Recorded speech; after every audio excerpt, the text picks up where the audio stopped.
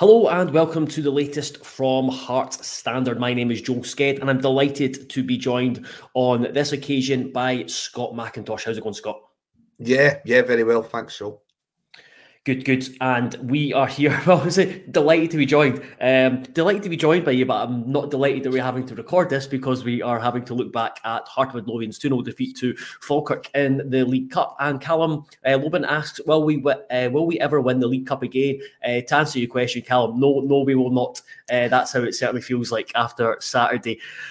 We will chat about the game itself, what went right, kind of, to start with, and then what went very, very wrong. We'll kind of look at the bigger picture of the defeat, the performance after the defeat at Dundee the previous week, and we'll also look ahead to the Viktoria Plzen game on Thursday night in the Europa League playoff round in Czechia or Czech Republic, however you prefer to be called. I've been told it's Czechia, and then I seen the Viktoria Plzen statement today of just about tickets, and they referred to it as the Czech Republic. So who knows? Who knows what the politics behind that is?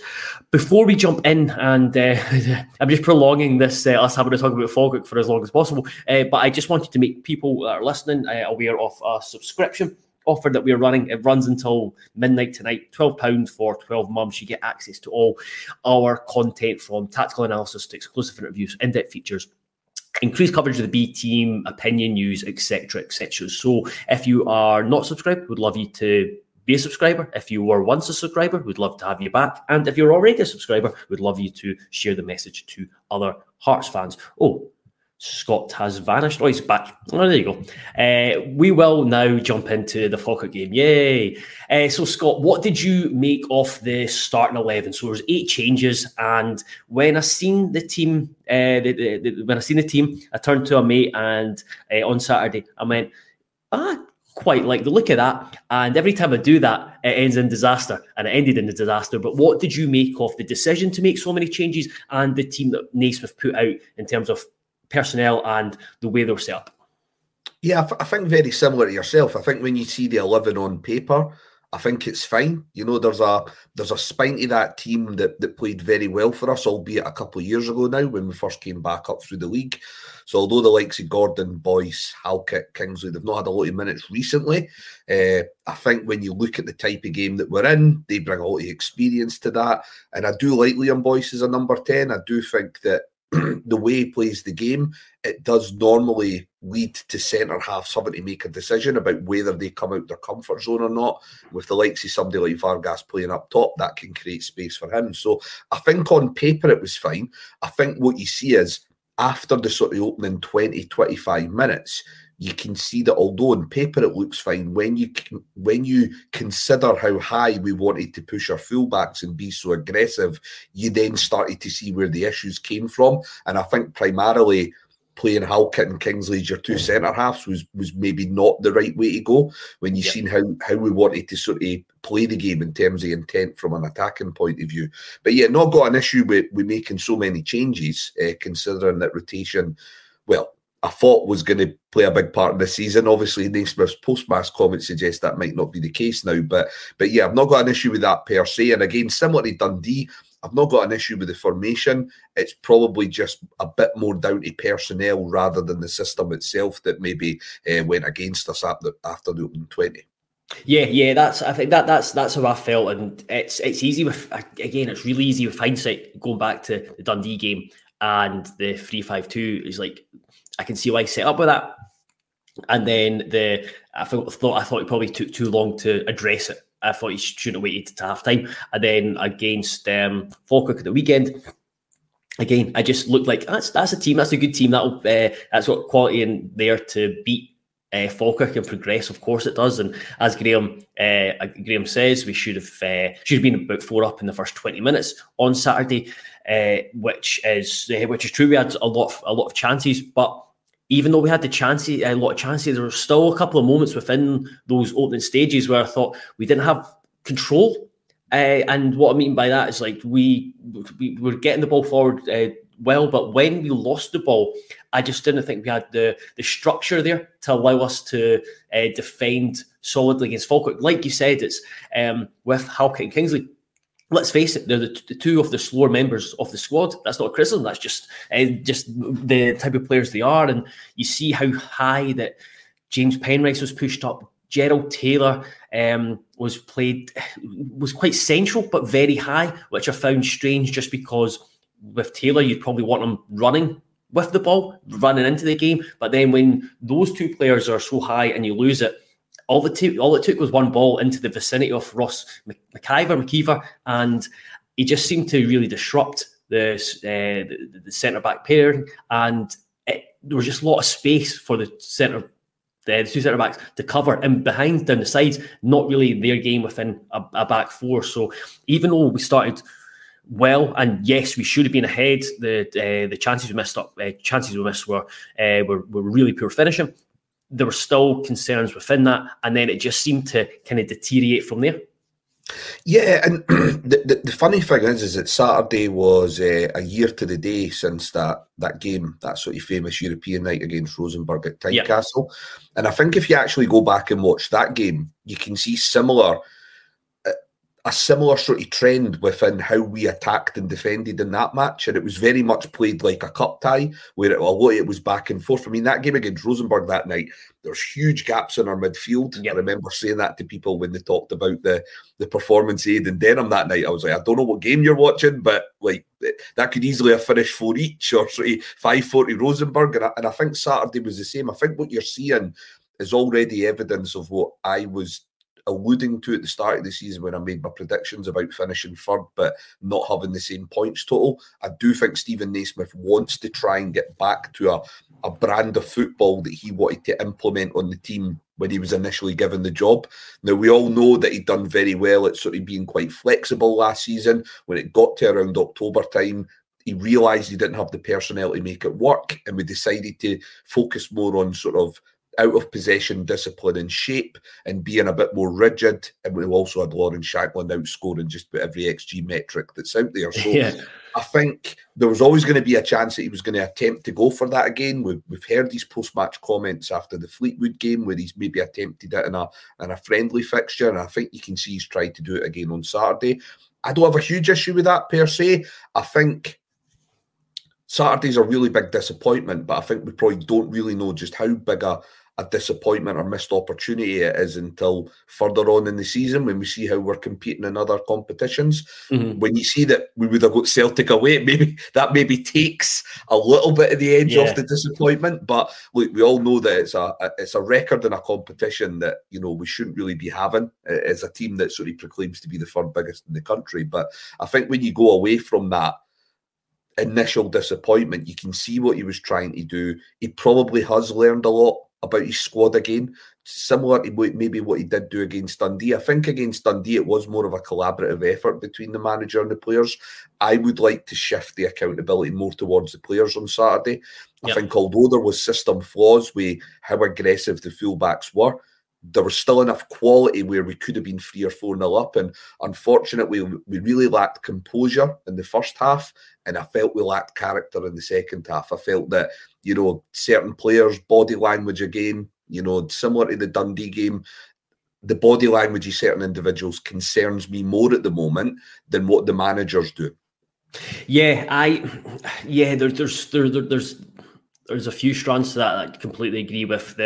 You look at it, you look at individually, it's the couple of players who have been guilty in the past of not having that composure, where you've got Liam Boyce. There's a couple of opportunities, or certainly one where he probably could have scored, but there was a couple of other opportunities where just shoot. And I remember him not shoot it, and then I just immediately turning and looking at the way end, and then it was just like a collective 2,000 fans just going, why don't you shoot? And then like Vargas and Oda passing up good opportunities, seen it in the past. And like Oda, I thought started really well. He was lively, but as soon as he missed that chance, that's almost like seemed to be his game. As soon as he missed that chance, that was him. He kind of just completely fizzled out, which was a frustration. And again, you see it from the crowd when Oda I can't remember the kind of the sequence of subs, but there was a lot of fans there were kind of making the point to Naismith's like, why is Oda still on the pitch? Because he's just completely faded out. But yeah, the kind of the larger issue that you talked about was that reaction. The reaction to reaction is the second half. Just the second half performance overall was poor, but to go in behind. At no point did you think, oh, Hearts are going to get back in this game. I certainly didn't feel that. And it was kind of similar to Dundee, where played better in the second half, but there was never like a sustained period of pressure where you had them, and like Falkirk Dundee last week, and Falkirk had their backs against the wall, which was, I think, was a real frustration with the quality we had on the pitch.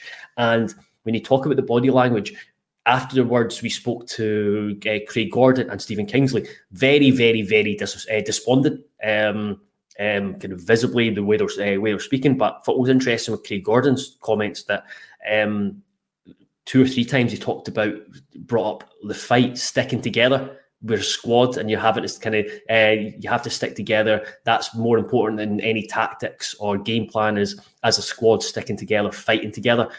So just interesting that he kind of said that on the back of some of the things that you raised and other fans raised about body language. Yeah, and I think, you know, I think that can happen quite organically at any club. I don't think it's just down to, per se, how a pre-season's worked out or how a manager's working on things. I think when there is a little bit of a phasing out sort of period going on. So I know we have signed certain individuals to sort of extended contracts over the last year or so. You know, the likes of Boyce and Kingsley and Halkett, Gordon and that have all signed contract extensions. But I think when you look at the makeup of the squad now, generally speaking, they're players that are beginning to sort of phase out of being first team regulars, and we're now bringing in other players to try and stake places in that squad. And I think that can sometimes bring probably less harmony than maybe there once was, which is fine. I think if that competition breeds positivity on the park, it's fine. You're just not really seeing it just now. And I don't know whether there's just a little bit of lack of confidence maybe in people's own ability or sort of places within the squad and sort of role within the squad. I don't know if that's having an impact. You talk about Oda. Oda is very much one of those players, first 10, 15, if it goes well for him, you might see more out of him in the game. But like you say, after that miss, you don't see much out of him. I think with Gerard Taylor, I think his confidence has been knocked over the last couple of games. But I do think part of that is because he, like a lot of fullbacks, is better with the game in front of him. I think when you start trying to play him as a wing back, there's issues with that, and you can see that with even, you know, top quality players. I think Andy Robertson's a good example of that. Andy Robertson's a far better left back than he is a left wing back, and you've seen that in his performances for Scotland. So I think there is things that Naismith needs to try and figure out quickly. But again, I don't think we're at this stage where we need to be overly concerned, because I do think we were at stages like this last season as well. And I think one of the things that Stephen Naismith has already proven to be is adept to making changes. I don't think he's somebody who's overly headstrong when he'll stick to one rigid formation or shape or team selection. I think he does learn things quite quickly, and we saw that last season, not just from game to game, but from half to half. Yeah. We saw a lot of opportunities. Now, I'm not saying I want another season of needing to see that many changes in game, but one of the things that does bring me a little bit of comfort is knowing that we do have a manager in charge that is capable of doing that. And I just think that, again, we are going to have bloody noses like we've suffered over the last couple of weeks. I think to change to the style of football that you want to see, and I want to see that. I don't want to see Hearts be as passive and rigid in one pace as we were last season, although it did bring us a sustained run of results over a sort of 3-4 month period. I don't think you can make that work over a full season. I think Barry Robson proved that at Aberdeen. Barry Robson came in at Aberdeen and it worked in the short term, but as soon as you want to try and be a bit more expansive, you've got to understand that might bring some short-term pain. And I think the fans need to acknowledge that to an extent. That doesn't mean, though, that because we've had a couple of poor results, that those results will just continue. It's different challenges. And I do think one of the things about Thursday, which opens up an opportunity, is we're going to be up against probably a 3-4-3 formation, and we are going to have an opportunity to maybe play the same way we did against Rangers, where it's a bit more back to front and it's a bit more transitioning and maybe playing balls over the top of them and finding pockets of space behind the wing back. So Thursday might actually represent a good opportunity for a sort of instant result and instant reaction to Saturday, rather than say a home game against a St Johnstone where again you're facing a stuffy side and it's the onus is on you to be creative in that sort of midfield and sort of attacking third space. Yeah, absolutely. I think that's a great opportunity, and we'll come to kind of looking at Plzen in a second. Just on a couple of things you said about the changes, and yeah, I think that's a big thing, is that he's Naismith over his time, like you said, has been adept to making changes and making things work. Is it? But on the flip side, do we need to start seeing him be able to get more things right from the beginning and not having to change as much from game to game or half to half, like you said, that it's getting to the point where you probably need to be slightly more consistent and Hearts starting games well, like they started against Falkirk well, but not having to make sweeping changes or change formation at half time. I think that's a positive. I could kind of wrote about it last week, is that I think it's a positive when you have a manager willing to make changes, but at the same time you probably don't want it to happen as regularly as it did last season, or something, as you said. Yeah, I think that's a fair way of looking at it, and I think if you were to speak to Stephen Naismith in-house, I think he would probably admit to that. I think that'll be a frustration that they're feeling at their end as well. Now, you could say that he's contributing to that. I think certainly the Dundee game, he did contribute to that with the system that he started with. Again, not so much the system, but the personnel maybe not being well adept at playing within that system, so to speak.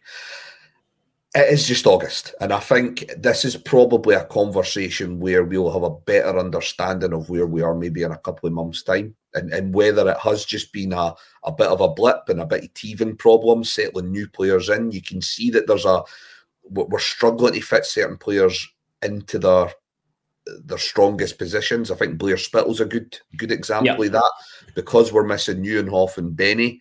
And because Devlin and Grant have had a bit of a mixed start to the season, we're trying to play Spittle in that sort of deeper role. And although he played there for quite a bit during his first season at Motherwell, I think we can all agree that, he definitely came on leaps and bounds when he was pushed up into that sort of midfield free or attacking third last season. I think with Jan Danda, we've tried to play him out wide right and wide left. I think he's better from a central area. But I think that points towards maybe a bit of a lack of confidence in our wide players, and that's something that I felt over the whole pre-season. It's still the area of the park that I still have huge concerns about, particularly the right side of the park. I just don't think I don't think Musa is a right winger. I think over time he will prove to maybe be an option for us up top, but I don't think he's a right winger. Oda, again, the jury's out on whether he is going to move on in terms of his progression, whether he's going to do that or not. And again, with teams like Hearts and what Naismith likes to do in terms of alternating his wingers either during the game or from game to game, is he going to get a sustained run in at a club like Hearts to be able to progress his game? I don't know if that's the case. Then over the left side, Alan Forrest had a really good season last season, but again, he's probably a squad option if you wanted to be really honest about him, as much as I like him. And then you've got the enigma that is Barry Mackay, and again, I just feel like that's a circular conversation that you've had about Mackay now for the best part of 2 seasons. And he's one of the ones that I felt on Saturday with the body language just was way off for me. I felt that him and Shanklin in particular, I was very disappointed with what they had to offer when they came on. And I get that quality-wise that can happen, but I just felt their body language wasn't really what I'd expect from 2 seasoned professionals. It's the sort of thing you would expect to see from maybe people just starting to come in and maybe don't know their role within the team, but that's your captain and it's one of your most experienced players, and they were probably the 2 biggest disappointments for me coming for the weekend.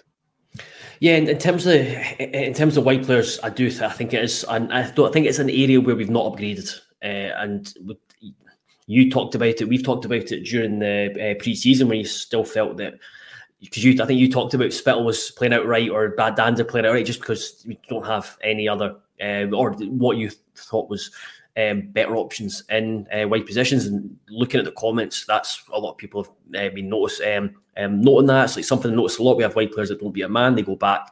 They rather than take anyone on. Alexander Taylor's piss poor out wide, and Jim Ogg was saying 2 week in defence. So wide players don't try and beat their man, which is a frustration we, especially with Oda, is I feel he comes back on himself too often, and that's where there was an issue on Saturday where I felt so he was basically told to hang wide, and then Taylor was pushed up and playing a more central position. Just flip it as if to give the ball to Taylor, because he's more likely to drive at a fullback than Oda is, or more consistently. And then you have Oda trying to play I've noticed that being a bit of a general trend and theme though in football. Like even if you look at it from an elite standpoint, you can see it when Man City sign a lot of players that are maybe mavericks. They're maybe luxury players who are used to playing out wide. I think Grealish is a good example of that. You can see it a little bit with Jeremy Doku as well, where their natural instinct is to take players on, but you see within a few months that they start to think about what they're doing for the team. And I think that's something that's quite. I think that's why everyone liked watching Spain at the Euros. There were 2 young players in Williams and Yamal that just wanted to beat a man and just play the ball in the box as quickly as they can. But you'll probably find within 2 or 3 years that they'll be coached to be very robotic within the team shape. And I think that's not just a Hearts problem. I think that's something you're seeing within the game. It is a trend now for players to be. I get it, and I get that obviously you need shape within your team, both on the ball and off the ball, but I think fans specifically still want to have those types of luxury players that we can enjoy watching. And you can see that in Oda. You can see the difference between Yutaro Oda that started those first 4 or 5 games under Naismith and what he's trying to do now. There is a lot more about playing the ball back. And again, I don't think that's just lack of confidence. I think that can come through Mumps and Mumsy being coached a specific way, and that's not a knock on Stephen Naismith. As I've just said, I think that's just a bit of a trope now within football generally. Yeah, exactly. It's unfortunate because as fans, you want to see guys who are just direct and fast and take players on and are not worried about losing possession or like losing control in the final third. Hearts have a player like that in their possession. I've watched, yes, it's a low league, but I've watched the B team 3-4 times now this season. Finlay Pollock has been electric, and sometimes his final product is might not be there, might overhit a cross or hit a first man. That's natural for any wide man, it seems. But every time he gets a ball, his first thought is to run the fullback. And I feel sorry for the left backs in the lower league he's been up against, because they have been given an absolute torrid time. Spoke to Finlay Pollock after the game on Friday, and he was asking about his position, because I think a lot of people thought he was a centre midfielder, and he says he views himself as a winger now, and he is so quick, so exciting. I spoke to a coach from an opposition team, and he kind of just blew his cheeks out. He was kind of left speechless with Finlay Pollock, because he was so devastating. So there is someone in there who in the club who I think has got that, could potentially fill that winger role. I think it's maybe asking a bit too much of him to come in and do that now, just because he's missed so much football. And the thing with the B team is it allows him to play regularly, get minutes under his belt. He's still building up to kind of like full 90 minutes. But yeah, he's if he keeps it up, then the wide players in the first team will be looking over their shoulder. If, like I said, if they continue not to maybe deliver and give the team what fans want them to give the team, and like you said, Dander and Spittle end up playing out of position. Before we move on to Plzen, I just want to talk about the Naismith's comments about the rotation. I'll play it here because I've got it's a 29-second clip. Probably clears it up that we can't rotate as much.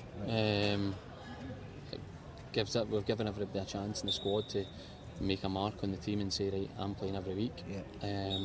The last 2 performances haven't given us that, so it probably clears that aspect up, that we need to make sure we just have an 11 out there that now gets through the games. There's a tight schedule that we're going to get into, and we'll just need to put on a team on the pitch that we think is going to win us a game. So we've touched on the rotation, the changes. What did you make of his comments, Scott? And do you get this? Do you get the feeling that over the next few games, between now and maybe the international break, that we could see a much more settled team? I was a little bit surprised by the comments. I don't think we need to be as knee-jerk as suggesting that there's no value in rotation now. Because I think if you look at certain individuals who played on Saturday, I think if you look at Kingsley and Halkett, they've still got, especially in Kingsley's case, a hell of a lot of value to add to the team. Maybe within the right system, maybe playing that back three. I think you can see that Stephen Kingsley's more settled within that. Halkett would probably be more settled centrally in a back three as well. I think, you know, again, if you look at his post-match comments last week and then what he said 3 or 4 days later, it did take a huge sort of turn. Yep. So it can sometimes be harsh to sort of look back on what managers have said in the immediate aftermath, especially a disappointing result like that and a cup exit. But I think you'll look at that a little bit differently again in a couple of days' time. I still think you will see a fair bit of rotation. Again, it's just about, I don't think the rotation of systems has been the issue. I just don't think we've had the pieces to make those systems work in the last 2 games. I think if you look at Saturday and you look at how aggressive he wanted, because he did, there was points where I could see him in the first half where he had a little chat with Halkett, I think, when the game sort of stopped midway through the first half, and I think he wanted him to be very much touch tight on McIver. I think Oyegoke and Rolls maybe would have been more suited to that system. But again, I understand why they wouldn't be maybe relied upon given their starts to the season. So again, I think there's still room for rotation. It's just about making the pieces work. And I think once we get Benny and Neuenhoff back in and Salazar comes into the squad, we might be able to go back to that. But I think on Thursday, I think going back to something that's more suitable and comfortable for the squad, similar to what we maybe played last season, is going to be the way to go, at least for the next couple of matches. Yeah, absolutely. And I think you make a really good point about managers kind of reacting after, as soon as the game finishes. We've seen it last week where Naismith got a lot of stick for not taking responsibility for, or some responsibility for the Dundee game. A few days later, when you asked him to reflect back, and now he's had time to actually think about it, look back at the game. It's like us. Yeah, what I was saying to people on Saturday night is vastly different to what I'm saying. Exactly. It always changes. Yeah, it always changes. I do think I think it's like, I've got no issue with the with changes, and I think you've seen it with Viktoria Plzen. They made 6 changes at the weekend, and were able to win. Again, it's probably helped that they play. I think they play the same formation every time, so everyone's well versed. Yeah, it's always a back three. It's just whether it's a 3-5-2 or a 3-4-3, 2-1 or a 3-4-3. But it's always the back three with the wing backs up high. That never really changes week to week. It's more just there's a slight variation in maybe what they're doing, sort of either being narrow or wide with their front three. That tends to be the only difference that I've noticed. Yeah, and I do think it's. I think it's. There's probably a frustration because 12 months ago you could understand a slow start just with the new management team and getting players in late, whereas this time a lot of players have came in early and you're thinking, right, hit the ground running. It's just not worked out like that. I still fully believe that within a few weeks everyone it'll be much more chill, and everyone can be aware of what's expected of them, and things will calm down. And yeah, like you, I don't think it's there's any time to panic. There's a few things that have been concerning over the last 2 games, but nothing that you think that's really drastic. Looking ahead to Thursday, how are you feeling about it? We've kind of talked about Plzen and the way they set up, but how are you feeling about Hearts going to the Czech Republic? It's funny, I wouldn't say the last 2 performances or results have really changed my thinking behind this particular fixture, because I do think it's a fixture that we are actually quite comfortable with. I think we'll know what to do to A, neutralise their threat, and B, what we can offer in attack as well. And I think it'll be something similar to what you saw against Rangers, where it's all about, not about having a lot of possession, but having good possession, as Naismith sort of termed it in the sort of aftermath of that draw. So I am fairly confident. I think there's an opportunity there to get through this tie. And I do think we've got players in that final third that can hurt Plzen. I think Vargas in particular certainly does have the skill set to sort of cause them bother, sort of playing on the shoulder of their centre-halves. I would play Shankland deep again. I would just do what I've done against Rangers, but he really has to get his head in the game. Like, I would say the last couple of weeks it has been concerning watching his body language, and how much of that's just down to him being frustrated with what's going on during the game, or if there's other things at play away from match day, I don't know. I don't know the inner workings of the club well enough to know what's going on or what's going on in his head away from match day, but that is something that needs to change. We do need him to be a bit more switched on, but I'm confident that with the right, again, going back to the three at the back, maybe playing, it would be more of a sort of maybe a 5-3-2 rather than a 3-5-2. I do think that the likes of Penrice and Taylor are better sort of progressing the game from a deeper area of the park. They don't look particularly comfortable at receiving the ball in high positions. I think they're better running onto the ball rather than receiving the ball to their feet. So yeah, I think we need to see a bit more of a deeper five. And then, like I say, maybe Vargas and Shanklin up top. But I do think there's an opportunity to get a result here. And again, it's just a different challenge to what we've faced. And it's one that maybe our current setup is more comfortable in dealing with. Yeah, it's right. The way I agree. I think you're going back to a more solid, rigid formation. Who would be your midfield three, or who would you look to play in the midfield? I think for me, you're probably looking at Boateng and then Grant and Devlin. I think having Devlin and Grant in there brings a little bit of sort of continuity from what we've done in Europe the last couple of years. I think having players with that experience will help us on Thursday. I think Grant brings a bit of calmness on the ball. So again, you want to make the most out of possession when you've got it, and I think George Grant can bring that to you. And again, Devlin and Boateng can play that sort of 6/8 position and make sure that they're offering that little bit of solidity in front of your back three as well. So that would be my midfield three for that. I know there are other options there, but I do think Spittle and Danda are better suited to playing further up the park where they don't have that responsibility defensively. And to me, I would be looking at them maybe being a bit more involved in the home leg. Yeah, and it just kind of the Danda Spittle, so a conversation for a loud day, that's been a frustration that they've not been able to play in their best position. But I do think a 3-5-2 gets one of those two into their best position, with Shankland also playing. But that's a conversation for another day. What do you think? Because I've looked at this and thought, I've kind of watched them against the Ukrainian side, but a dodgy stream on my iPad. So I've only kind of seen them bits and bobs. They didn't look brilliant against the Ukrainian side in either game. They had moments where they looked good, improved after they were poor first half, improved after the second half. So I've viewed it as a very winnable tie, which I think it is, and which I stick to. I would have it in the maybe kind of similar to Zurich. Maybe just the Pilsen probably are a wee bit better than Zurich, because that Zurich side went on to struggle in the Swiss league.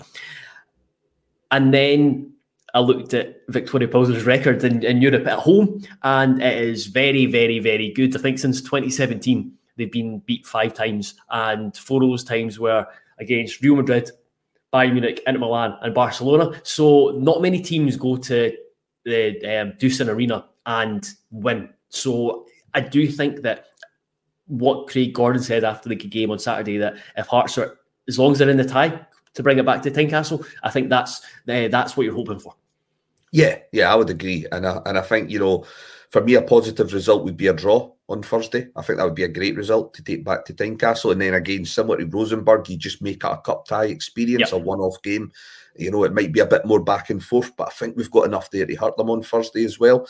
We've just got to make sure that we're resolute defensively, and that we go back to what we've done so well last season, which was being good at set plays defensively and good out of possession in terms of our shape.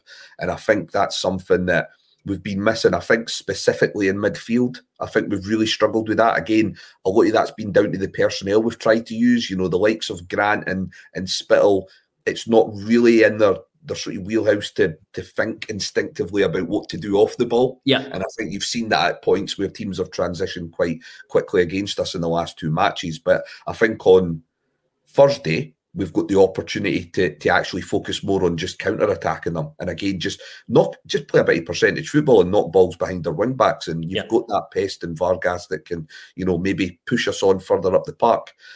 So yeah, that's why I'm still quite positive. Nothing's really changed. I think if we'd won on Saturday and against Dundee, my feelings about Thursday really wouldn't have changed that much, because it's just such a different environment and a different fixture. What would kind of last question? Who would you play in goals? I would go with Xander Clark in goals. Right. And again, if you think about having good possession and making the most of how much you've got the ball, I still think, although Xander Clark had that moment against Dundee, I still think he's better with the ball at his feet than Craig Gordon. It's something I would have said before Saturday. Saturday doesn't really change that for me. And I do think Saturday's actually a lot to do with what Stephen Kingsley does rather than Craig Gordon. But that's maybe a conversation for another day. But yeah, for me, I'd be going back to Xander Clark. Cool. Yeah, let's not get into that second goal, because it's... I'll have that argument with Mark the next time I speak with Mark Donaldson. Good, yeah. It's, that second goal is, I think it's going to be give you nightmares for weeks. Just the George Grant speaking to Malachi Boateng, and Malachi Boateng kind of jogging over to the right back while we're trying to play it from the back. Anyway, let's look forward. Let's look forward to Europe. It's Hearts in Europe, a massive game. It's a massive opportunity, because we know we have that safety net of the Conference League. That there's just it's one that you just want to go and enjoy, and if you can get a result that's similar to Bordeaux, Braga, Basel, then you're absolutely laughing. So we'll see on Thursday night. We'll bring you all the coverage from the game. Before the game, I'll be in Plzen for the game, so looking forward to that. That is I think it's a 6 p.m. kickoff UK time, 7 p.m. kickoff in the Czech Republic. I think there's 627 Hearts fans, or the allocation. I think that's the allocation. So yeah, it'll be an interesting match, and hopefully Hearts, come a week on Thursday, are still in the tie when it comes back to Tynecastle Park. Just a reminder of the subscription offer we have running until midnight. It is £12 for 12 months. And other than that, Scott, thank you very much for taking the time to speak to me and rehash that game from Saturday. And thank you very much, everyone, for listening, contributing, engaging, etc., etc. And we'll be back later on the week to dissect the game on Thursday. So goodbye and have a nice week.